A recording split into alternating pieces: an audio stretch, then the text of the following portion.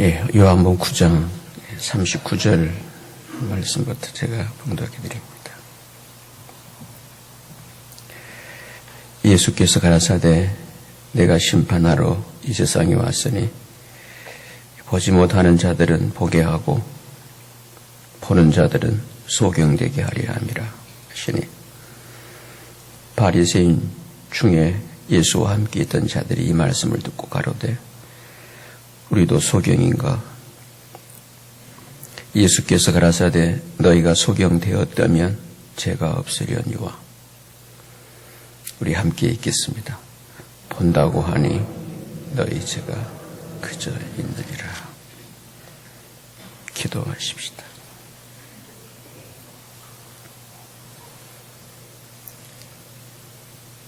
여호와 하나님, 저희들 주의 성도들, 주의 이름을 부르는 자들, 주의 몸된 교회를 이루어 살고 있는 주의 몸의 지체들, 오늘 이렇게 다시 이날 함께 모여서 예배를 드리며 또 이 시간 말씀을 들으려고 합니다. 성령 하나님, 진리의 영으로 우리를 그 생명의 진리의 세계로 인도해 주옵소서. 부디 착각하지 않도록 정직하게 나의 진상, 나의 실존의 이 실제 앞에 정직하게 나를 볼 수 있도록 진리의 빛으로 역사해 주옵소서. 종에게도 이 말씀을 잘 풀어 설명할 수 있도록 성령님의 조명하심이 역사해 주시고 이 말씀을 통해서 우리를 향하신 주님의 뜻, 하나님의 구원을 더욱 구원답게 해 주옵소서. 우리 주의 이름을 부르는 지체들입니다. 참 나름 순수하게 믿으려고 애를 쓰는 지체들입니다. 그 마음을 보시고 주님 진리의 길로 생명의 길로 잘 인도해 주옵소서. 이 땅을 살아가면서도 그 생명으로 사라지면서 삶이 너무 무겁거나 힘들지 않도록 주님 감당을 은혜로 늘 함께해 주시고 살아가는 삶의 순간순간 삶의 필요들을 그때그때 잘 공급해 주옵소서. 이건 신실하신 주님의 언약이십니다. 그래서 저들이 주님 앞에 이렇게 늘 예배하고 주님을 섬기는 삶에 어려움을 겪지 않도록 영육 간의 삶의 형편에 평강과 은혜로 그리고 삶의 넉넉함으로 늘 저희들을 인도해 주옵소서. 성령 하나님께서 이 시간 저희들을 새롭게 해주시기를 바라오며 우리의 주가 되신 예수 그리스도의 이름으로 기도드립니다. 아멘.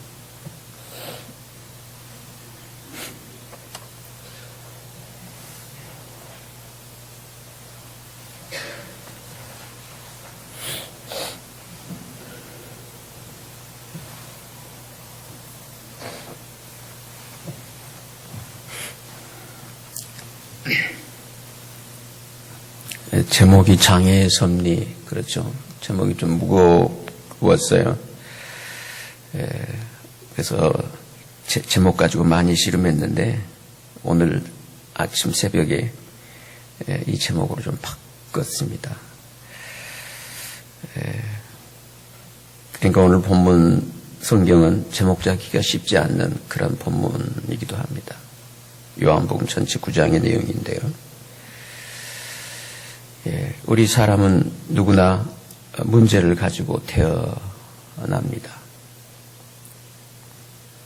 육체적인 장애도 그 중에 하나입니다. 장애, 핸디캡이라잖아요. 다 누구에게나 그 핸디캡이 있어요. 그러므로 아무런 문제나 장애가 없이 온전한 존재로 살아가는 사람은 한 사람도 없다고 하는 게 성경의 결론입니다. 의인은 없나니 한 사람도 없다. 다 불완전한 소위 공사 중에 있는 사람들이라고 하는 것이죠. 오늘 이 요한복음 9장 이 성경은 예수님께서 태어날 때부터 소경된 사람을 주목하는 것으로부터 9장 1절 말씀이 시작되는데 이제 9장 1절로 돌아가서 본문을 주목하십시다.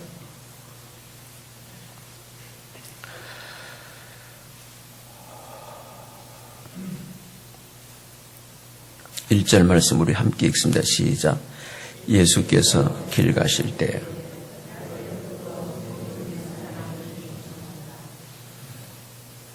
날 때부터 출생 때부터 자기의 선택이 아닐 수도 있다고 하는 것이죠. 이 장애가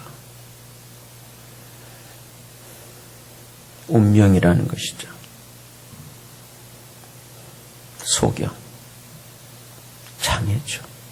그 사람의 핸디캡이죠. 근데 주님은 그 사람을 주목하시는 거죠.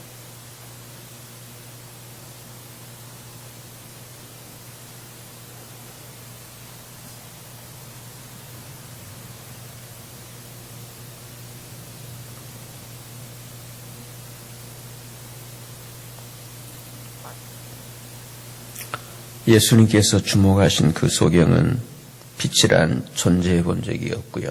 자기의 삶에서. 그리고 사방천지 항상 흑암뿐인 세계에서만 살고 있는 사람입니다. 그래서 이 사람은 마치 하나님 창조 전의 세상처럼 혼돈과 공허와 흑암뿐으로 어쩌면 세상의 타락한 세상의 축소판이고요. 그리고 참 빛이신 하나님을 외면해서 살고 있는 우리 인류의 자아상일 수도 있을 것입니다. 그런데 이러한 사람의 장애에 대해서 사람들이 갖고 있는 편견이 있다는 거죠. 사람들의 장애에 대한 편견이 있습니다. 그게 2절 말씀입니다. 제자들이 물어가로되 라비여 이 사람이 소경으로 난 것이 뭐라고요? 누구 죄입니까? 자기입니까? 아니면 그 부모 때문입니까? 이런 장애에 대한 편견이 뭐냐면 이 장애는 어떤 인과응보로 생각하는 사람들의 편견이 있다고 하는 것입니다. 이러한 사람들의 장애에 대한 편견에 대해서 주님의 대답은 이렇습니다. 3절 말씀인데요. 우리 함께 읽으시죠. 시작.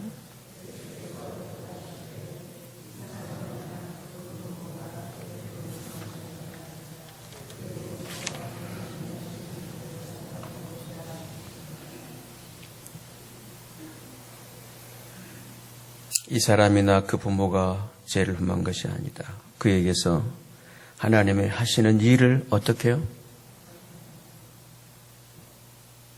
하나님이 하시는 일, 이걸 섭리라고 하는 것이죠. 하나님의 섭리.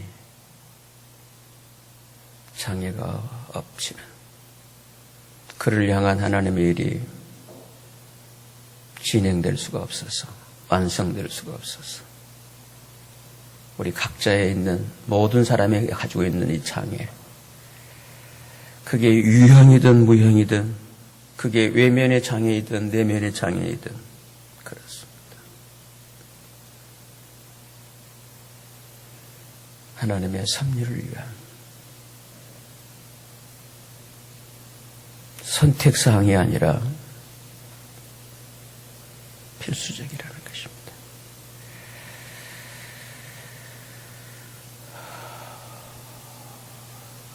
예수님께서는 이 장애를 가진 이 맹인이 된 이 문제에 대해서 그 원인보다는 그 장애를 통해서 이루실 하나님의 사역에 주목하고 계셨습니다.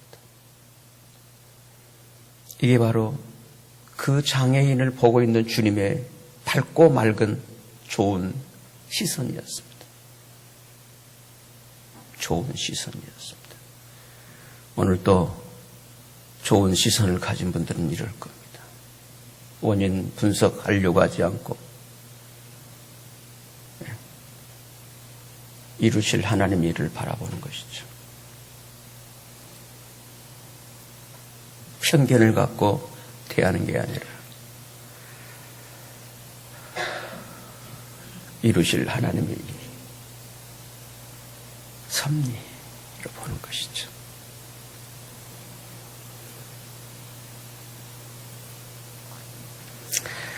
그러므로 오늘 우리도 어떤 이 장애의 원인을 아는 것도 필요하겠습니다만 더욱 중요한 것은 이해되거나 해석될 수 없는 어떤 장애의 문제도 나를 향한 하나님의 뜻을 이루는 선한 도구가 될 수 있음을 신뢰하는 믿음을 갖게 되시기를 바랍니다. 하여 예수님처럼 밝은 눈을 가진 분들은 어떤 원인보다는 결과를, 외면보다는 내면의 세계에 주목하면서 차가운 비판의 시각이 아니라 따뜻한 공감의 시선을 갖게 될 것입니다. 이게 긍휼이죠. 주님의 긍휼이시고 그 시선은 차가울 수가 없을 것입니다.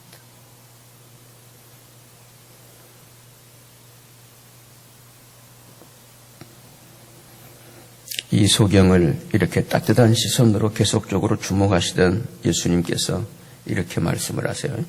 우리 4절 말씀을 함께 같이 읽도록 하시겠습니다. 시작.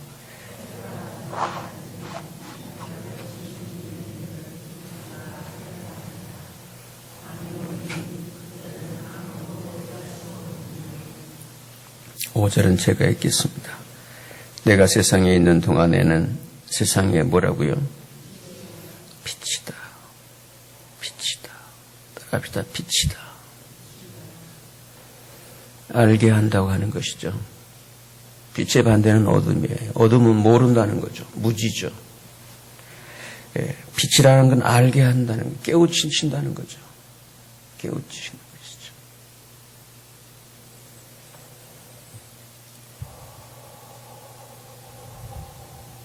(6절을) 주목하실까요?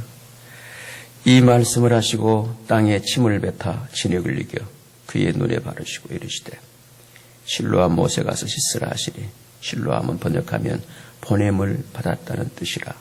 이에 가서 우리 함께 읽습니다. 씻고 밝은 눈으로 왔더라. 이때는 여러분 같이 아멘 하십시다. 아멘. 네.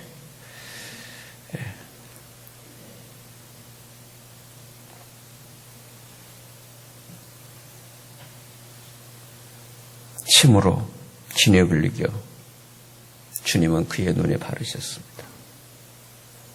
그의 눈은 그의 장애였습니다.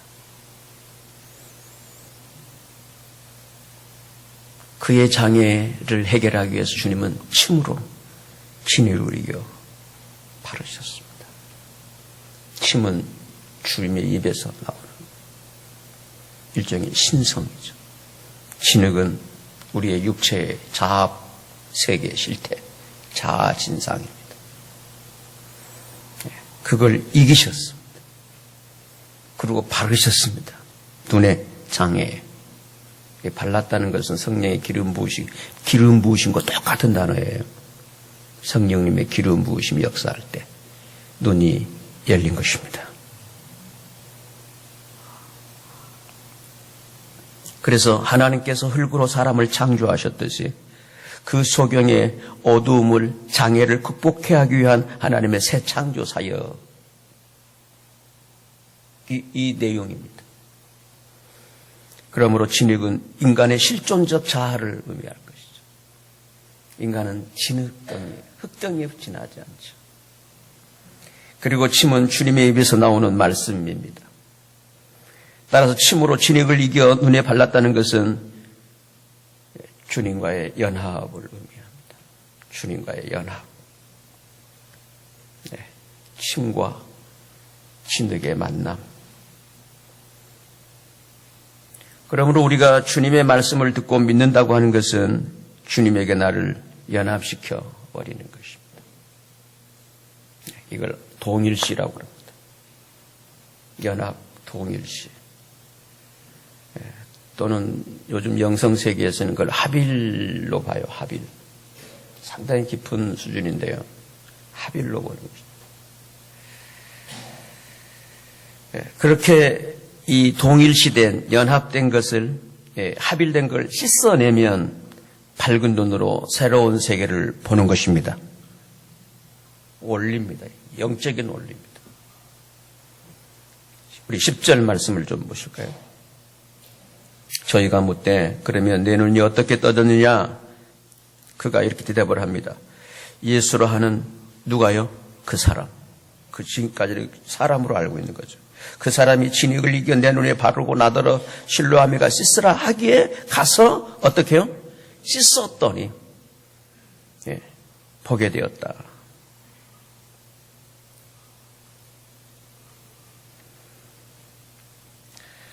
여기에 그래서 이 씻어낸다고 하는 것을 어떻게 보냐면 씻어낸 거예요. 주님이 바로 침으로 진흙을 이게 바른 그것을 바른 건 주님이 바르신 것까지는 성령님이 기름 부으신까지는 씻어내는 건 자기의 이제 순종 믿음이죠. 여기에 주목할 집중해야 할 이유가 여기에 있습니다. 만일에 그가 그 장애가 없었다면 가겠냐는 거죠. 무슨 미친 짓이요? 나에게 무례한 짓이요? 덤볐겠죠. 그런데 갔잖아요. 실로아며. 그리고 씻잖아요. 이 씻어내는 게 바로 자기가 할 일이에요. 이걸 믿음이라 하는 것입니다. 아멘. 믿음인 거예요. 진흙을 이겨 침으로 발언까지 성령님의 역사까지는 주님이 하신 구원의 사역이십니다. 그리고 그게 그 구원이 내게 실제와 인격화되는 그런 내 장애가 해결되어지는 장애를 뛰어넘을 수 있는 그 삶은 실로암에 가서 따라합시다. 가서 가는 것입니다. 거기에서 씻어내는 거예요. 이 씻어내는 것은 바로 나의 믿음입니다. 이 믿음을 이 믿음의 이 실상을 믿음의 실제를 로마서 6장에서는 이렇게 말씀하고 있는데요. 우리 로마서 6장을 같이 한번 가보십시다. 오늘 이 본문은 좀 같이 쳐다볼 필요가 있어서 스크린에 말씀을 준비 안 했네요. 로마서 6장을 같이 함께 가보십시다.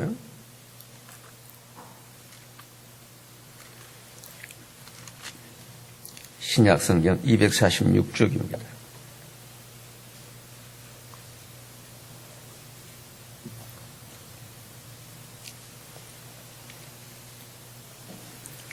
로마서 6장 3절 말씀 보실래요? 246쪽.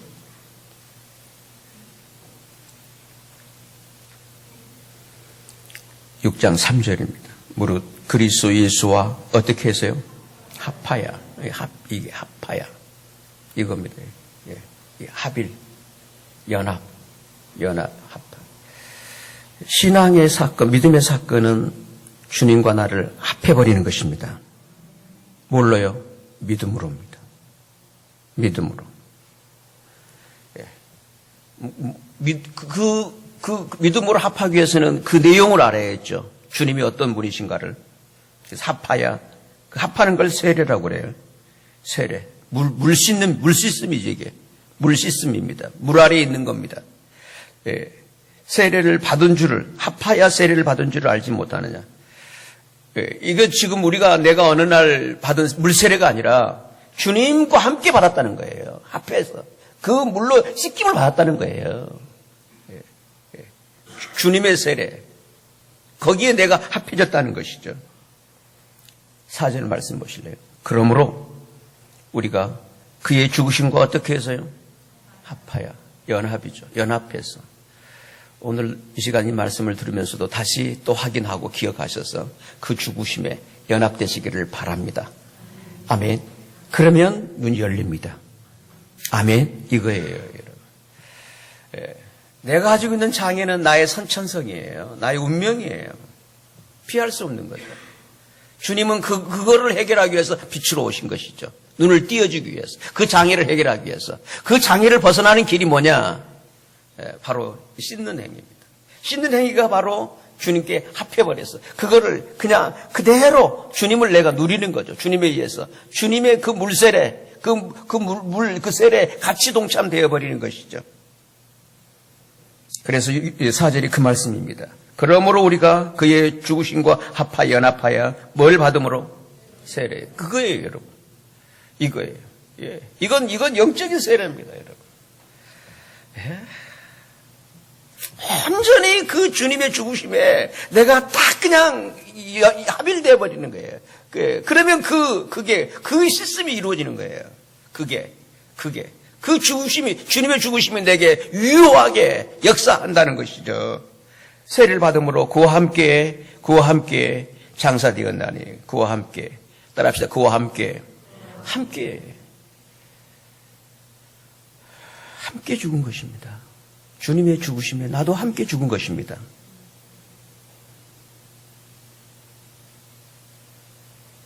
그들이 그리스도인들이에요. 함께 죽은 사람들이에요. 그런데 합해지질 않기 때문에, 소위 씻어내질 않기 때문에 계속 나는 나대로 살고 그런 식이잖아요. 거기에서는 아무런 그 장애를 극복 못하는 거죠. 여전히 그 세계, 그 한계, 자기 핸디캡에, 자기 장애에 눌려 있는 거예요. 자기 장애를 극복을 못하는 거예요. 자기 문제를 해결 못하는 거예요. 여전히 자기 문제를 갖고 그거를 좀 어떻게 해결해 주옵소서라고 계속 간청하지만 그걸 그렇게 몸부림치려고 되는 게 아니에요. 이미 주께서 그 답을 주셨잖아요. 가서 씻으라. 실로암에 가서 씻으라. 그래서 가서 씻었더니 보게 된지라. 이게 믿음의 사건이에요. 안 가시잖아요. 안 씻잖아요. 무서운 불신앙이에요.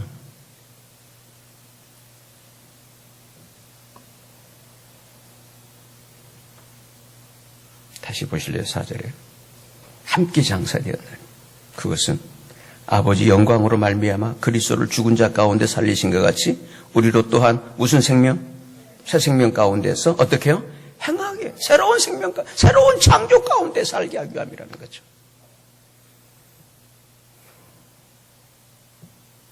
우리 인간들이 운명적으로 갖고 있는 장애가 여러 가지가 있겠습니다. 가장 근본적인 것은 생명인 거죠. 죄와 함으로 죽어버린 생명이에요. 무서운 얘기입니다, 여러분.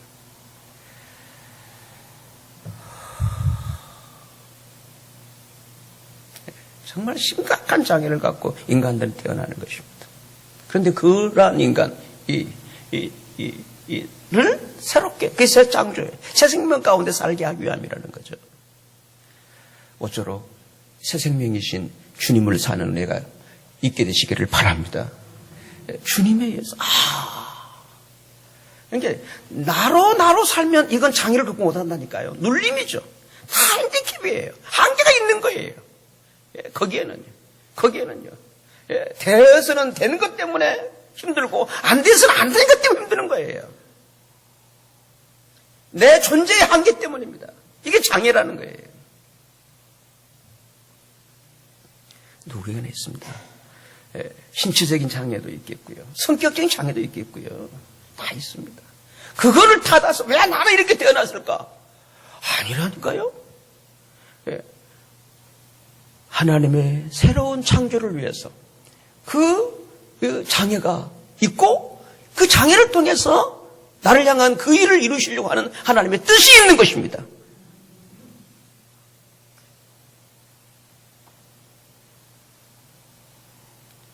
모쪼록 이런 진리를 깨달은 여러분, 믿는 여러분들은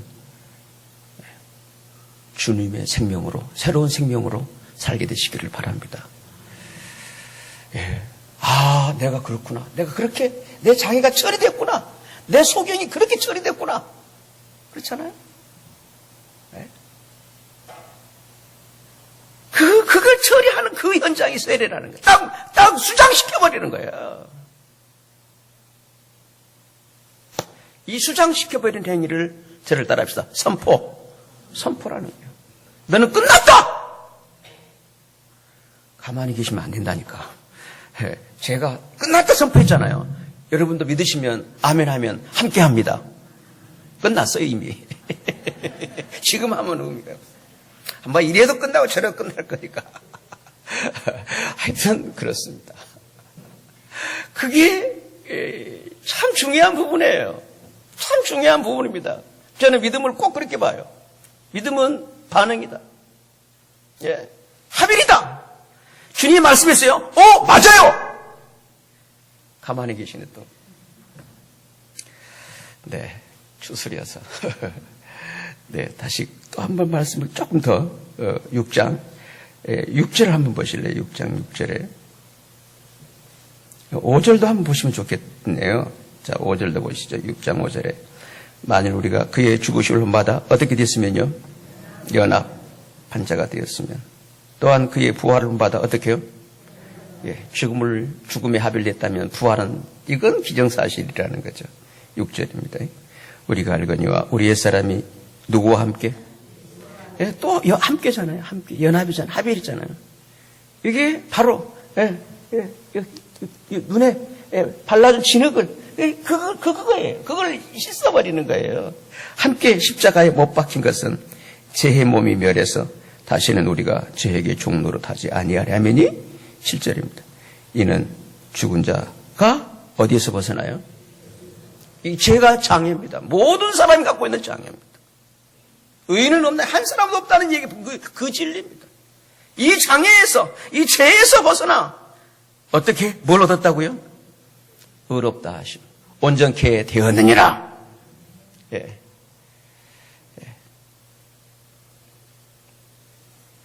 그러므로 이 십자가 죽음의 세례를 통해서 자기 옛사람의 진흙덩이를 씻어내는 순간에 어둠에서 빛으로 새로운 세상을 보게 되는 영적 눈이 반드시 열리게 될 줄로 믿습니다. 네, 저의 눈도 그렇게 해서 열린 것입니다. 어떤 체험? 귀신이 나가고 병이 고쳐지고 그거는 너무 순간적이에요. 그건 정말 찰나적이에요. 그게 아닙니다. 새로운 세계를 본 것이었어요. 그건 바로 이 십자가의 세례였습니다. 십자가의 사건이었어요. 저는 그 전까지만 해도 그냥 십자가가 내 죄를 위해서 대속 사건을 생각한 거예요. 그런데 내 근본적 장애를 이렇게 단번에 이렇게 함께 내 장애를 처리하신 그 놀라우신 주님의 승리 앞에 저는 새로운 세계를 본 것이죠. 주님의 승리였습니다. 주님의 행하심이었습니다. 놀라운 일이었습니다. 어떤 누구도 내 운명을, 내 팔자를 바꿔줄 수가 없었어요. 근데 그 주님은 나의 운명을 새로운 존재로 구원해 주신 것입니다. 새로운 존재로.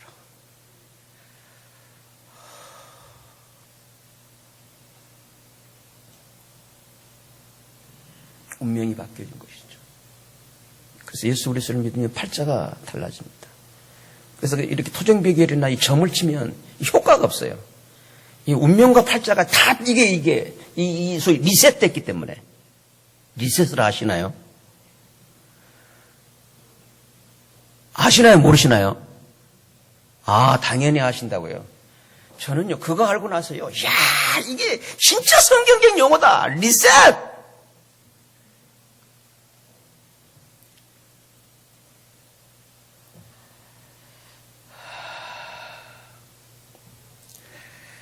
다시 요한복음 9장으로 돌아가세요. 이제 이걸로 끝나는 게 아니라 신앙의 여정이 있습니다. 그래서 문제는 이 영적 세계에 눈을 뜨고 난 그 이후에 그 내용을 우리 함께 주목해 보실까요? 9장 13절 말씀부터 요한복음 9장입니다. 13절 말씀. 저희가 전에 소경되었던 사람을 데리고 누구께로 가죠? 바리새인대로. 예수께서 진흙을 이겨 눈을 뜨게 하신 날은 무슨 날이라고요? 안식일입니다. 성경에서 말하는 안식일의 본질이 이것입니다.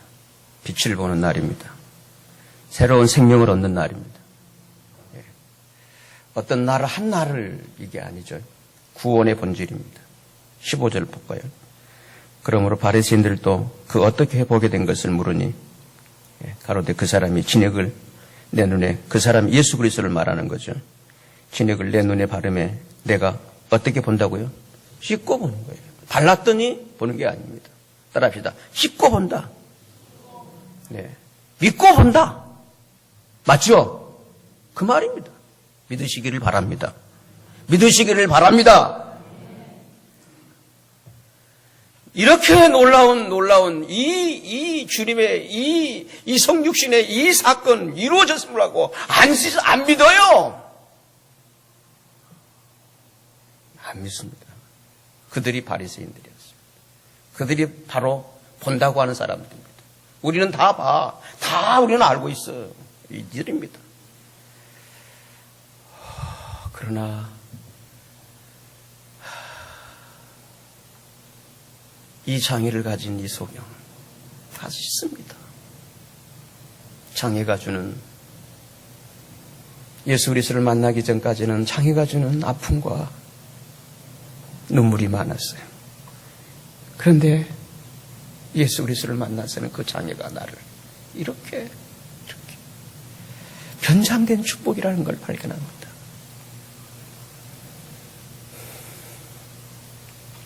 그래서 내가 씻고 봅니다. 16절 볼까요? 바리새인 중에 혹은 말하되 이 사람은 예수 그리스도를 말하는 거죠. 뭘 지키지 않았다고요? 안식일을 지키지. 안식일 날 이런 일 하면 안 된다는 거죠. 지키지 아니하니 하나님께로서 온 자가 아니라 하며 혹은 말하되 죄인으로서 어떻게 이러한 표적을 행하겠느냐 하고 자기들끼리 피차 뭐가 일어났다고요? 의견 다툼이 일어나는 거예요. 의견 다툼. 이게 종교의 현장입니다. 이런 모습이 바로 자기 종교의 교리 수호에, 안식일 수호에만 몰두하고 있는 사람들의 안타까운 현실이에요. 그 자구에, 그 문자에 갇혀있는, 교리에 갇혀있는 무서운 모습입니다. 이런 사람들 성경을 잘 알고 있었지만 말씀을 보완하지를 못한 결과 말씀을 본질을 보완해질 소경이기 때문에 이거 심각한 장애로 그대로 있기 때문에 말씀의 본질을 모르는 거였죠. 그래서 예수 그리스도를 알아볼 수가 없었습니다. 그래서 이 요한복음의 핵심 단어가 요한복음 전체의 핵심 단어가 뭐냐면 저를 한번 따라해 봅시다. 보아라. 보는 것입니다. 우리 1장으로 한번 가보실까요? 요한복음 1장으로 가세요. 본문을 접어두시고요.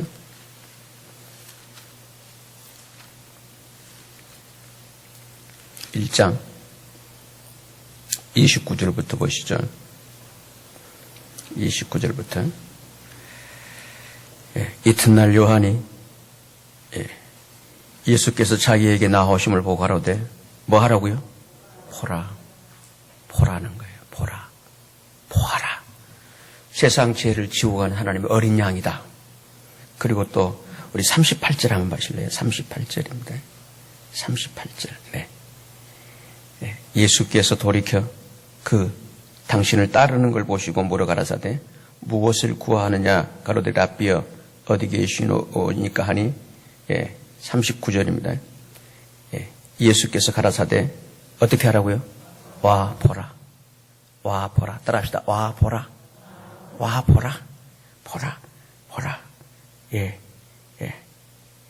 그리고 46절로 한번 가보십시다. 46절입니다. 나다나엘이 가로되 나사렛에서 무슨 선한 것이 날 수 있느냐? 빌립이 가로되 어떻게 하라고요? 와 보라. 그때 예수께서 나다나엘이 자기에게 오는 것을 보시고 그를 가리켜 가라사대 뭐라? 보라. 이는 참 이스라엘 사람이다. 그 속에 간사한 것이 없다. 48절에 나다나엘이 가로되 어떻게 나를 아십니까? 예수께서 대답하시되 빌립이 너를 부르기 전에 네가 무슨 나무? 무화과 나무 아래 있을 때 내가 어떻게 했다고요? 보았다. 나다나엘이 대답하여 랍비여 당신은 하나님의 아들이시오 당신은 이스라엘의 임금으로서이다. 50절입니다. 예수께서 대답하여 가라사대 내가 너를 무화과 나무 아래에서 보았다 함으로 믿느냐? 이보다 더 큰 일을 어떻게 해요? 보리라. 51절입니다. 또 가라서 진실로 너에게 이르노니 하늘이 열리고 하나님의 사자들이 인자 위에 오르락 내리락 하는 것을 어떻게 해요? 보리라. 그래서 오늘 또 우리가 이 말씀을 통해서 눈이 열리고 보게 되면 오늘 보는 거 끝나는 게 아니라 보고 계속해서 영원토록 볼 줄로 믿습니다. 이때는 더듬는 삶이 아니죠. 딱 보고 가는 거죠. 보고 가는 거예요. 희미한 삶이 아니에요. 저는 이제 그 사건 이후로 이제 확신이라는 용어를 많이 썼는데요. 확신할 수밖에 없는 거지, 이거는요. 그래서 제가 종종 고백하는 그거예요. 이거는 막연하게, 이렇게, 이게 아니에요. 너무나 이게, 본봐요, 만진봐요, 이게 실제적인 거죠. 이게 바로 우리 그리스도인들이 갖게 되는 저를 따라합시다. 산소망. 산소망이죠. 막연한 소망이 아닙니다. 산소망인 것입니다. 그런데 성도 여러분, 우리 사람이 거듭나지 않고서는요, 결코 볼 수가 없어요. 새로운 창조가 될 때 보게 되는 것입니다. 이 3장이에요. 요한복음 3장 한번 보실래요? 3장 3절입니다. 3장 3절입니다. 우리 함께 읽어요. 시작. 예수께서 대답하여 가라사대 진실로 진실로 내게 이르노니 사람이 거듭나지 아니하면 하나님 나라를 들어간다는 말을 먼저 하고 있는 게 아니에요. 하나님 나라를 어떻게 하지 못한다고요? 볼 수가 없다. 왜 볼 수가 없나요? 하나님 나라는 이미 임했기 때문에 임한 나라에게 가장 먼저 필요한 것은 뭐죠? 보는 것입니다. 볼 때 들어가는 것입니다. 볼 수가 없어요. 거듭나지 않고서는요. 그러므로 이미 임하신 하나님의 나라를 보게 되는 이 영적 눈을 뜨지 않고서는 어떤 기적이 있고 어떤 말씀이 있어도요, 자기가 믿고 싶은 것만 믿고 자기가 듣고 싶은 것만 듣게 되어버리는 것입니다. 그래서 이런 교인들의 특징은 사실 전혀 들으려고 배우려고 이게 없어요. 이 영적 호기심이 없어요. 기대가 없습니다. 영적 기대감이. 이건 재앙입니다. 이건 이미 받고 있는 재앙입니다. 영적 기대감이 없습니다. 이게 아주 오늘 이 시대의 심각한 문제입니다. 오늘 이 시대가 받고 있는 재앙 중 하나가 피상성, 그저 대충, 그리고 이 영적 기대감이 없다는 거예요. 배우려고 하지, 들으려고 하지 않는 거죠. 우리 요한 9장을 한번 본문을 다시 돌아가세요. 9장입니다. 9장 30절 한번 보실래요? 9장 30절입니다. 네. 30절. 그 사람, 눈뜬 소경을 말합니다. 가로 이상하다. 이 사람이 내 눈을 뜨게 하였을 때 당신들이 그가 어디서 왔는지 알지 못하는도다. 하나님이 죄인을 듣지 아니하시고 경거해서 그의 뜻대로 행하는 자를 들으신 줄을 우리가 아나이다. 창세 이후로 소경으로 난 자의 눈을 뜨게 하였다 함을 듣지 못하였으니 이 사람이 하나님께로부터 오지 아니하였으면 아무 일도 할 수 없으리이다. 저희가 대답하되 가로되 네가 온전히 어디 가운데서 나서? 죄 가운데 난 것은 네 소경 때문에 그렇게 보고 있는 거예요. 거기에 나서 누구를 가르친다고요? 우리를 가르치려고 해? 이거죠. 참 이 가르치려고 하는 이런 부분에 아는 것처럼 행세를 하면요 자존심 상해야 합니다. 이분들은.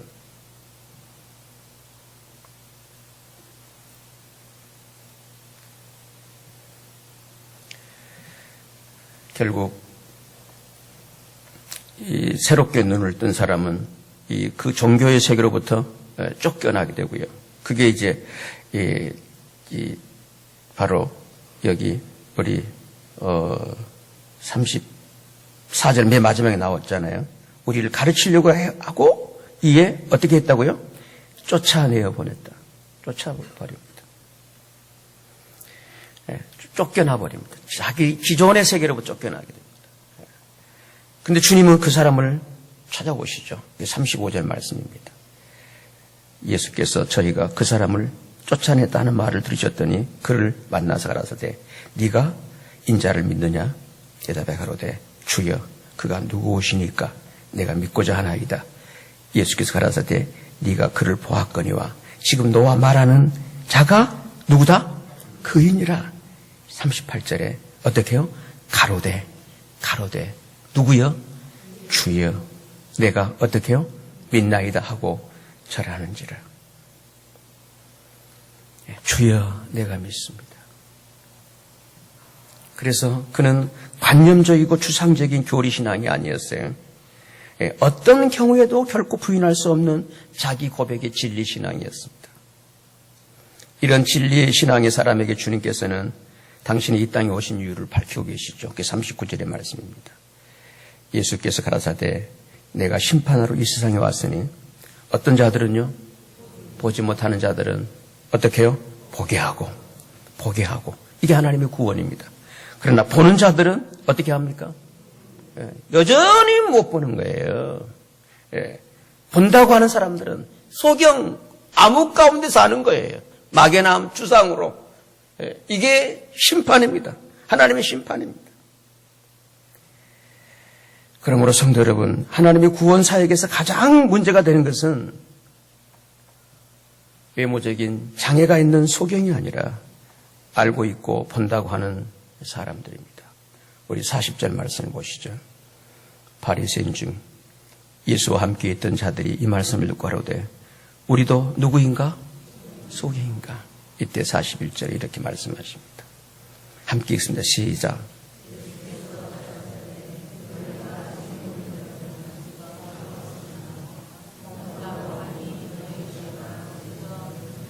너희가 소경되었다면 뭐가 없으려뇨? 죄가 해결될 것인데, 죄가 없어질 것인데 어떻게 하니? 본다고 하니. 이 본다는 뜻은 안다고 하는 뜻입니다. 안다고 하는 거예요. 보고 있고 안다고 하니 너희 죄가 어떻게 있다고요? 그대로 있다. 그저 있다. 너희 죄가 그대로 있다. 예수님께서는 세상 죄를 없애기 위해서 오셨습니다. 아멘. 보라, 세상 죄를 지고 가는 없애기 위해서 오셨어요. 그런데 죄가 그대로 있다는 것은요, 하나님의 구원의 세계와 전혀 관계가 없어져 버린 사람이 되어버린 것입니다. 바로 이것이 세상의 종교가 주는 자기 무지의 교만이며 자기 우월의 오만입니다. 이러한 종교생활 때문에 그들은 메시아도 놓치고 결국에는 자기 영혼도 잃어버리게 되는 것입니다. 그렇다면 성도 여러분, 오늘 어떤 사람이, 어느 누가 이렇게 안타까운 사람이겠나요? 장애를 가진 사람이겠어요? 아니면 나는 모든 게 온전해 라고 생각하는 사람이겠습니까? 자기는 알고 있다 하면서 영적으로 눈멀어 있는 사람들, 이들이 가장 안타까운 분들이죠. 다시 한번 41절을 주목해 보실까요? 예수께서 가라사대 너희가 뭐 되었다면, 장애를 갖고 있더라면, 장애가 있었다면 죄가 해결될 텐데, 없어질 텐데, 네. 죄가 없으려니와. 오늘 성도 여러분, 여러분은 죄가 없으셨나요? 아니면 그대로 있으신가요? 죄가 그대로 있다면 본다는 것 때문입니다. 알고 있고 믿고 있다고 하는 것 때문입니다. 참으로 믿고 있다면,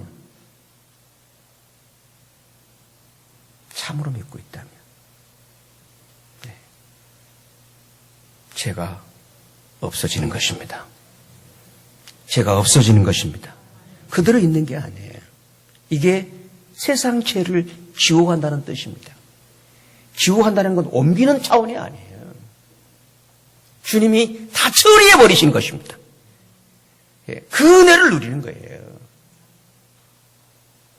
어떤 장애도 있을 수가 없는 거죠. 어떤 무엇이, 사망이, 세상에 어떤 조건이 그를 장애로 몰겠냐고요. 불행으로 몰겠냐고요. 바로 이 생명이 주님의 생명, 그리고 영원한 생명인 것입니다. 그러므로 자기 자신의 죄인됨을 알아보고 동시에 메시아 그리스도를 알아보는 눈이야말로 이 세상에서 가장 맑고 밝은 눈이고 복된 눈입니다. 이러한 영한 복되고 아름다운 눈을 위해서 하나님은 우리의 장애와 문제를 통해서 일하고 계십니다. 오늘 나의 삶을 무겁게 하고 힘들게 하는 장애는 무엇인가요? 거기에 주저앉아 버리지 마시고 주를 만나 주님을 통해서 새로운 하나님의 뜻이 이루어지는 이런 복된 삶을 살아가는